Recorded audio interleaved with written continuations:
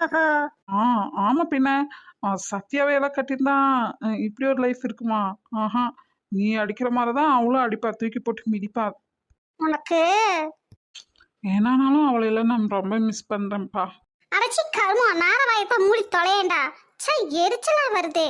ஆஹா! உன் வயசுக்கு நீ இப்பதான் ஏதோ அழகா சுமாரா தான் தெரியிற. அவ அப்பவே எப்படி இருப்பா தெரியுமா? டேய் டேய் டேய் டேய். ம். அதெல்லாம் ஒரு காலம். டேய். அவள பார்த்தாலே அப்படி இருக்கும். என்ன பண்றது? சத்யன் வேற வந்துட்டு போயிட்டானா? அவன பார்த்ததுலேருந்து எல்லாம் ஞாபகம் வந்துருச்சு. அடச்சி கருமம். 3 எபிசோடா அடி பொளந்து எடுக்கிறேன் நானு.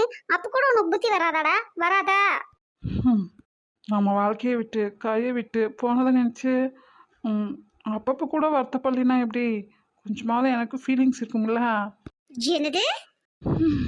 அதெல்லாம் உனக்கு புரியாது.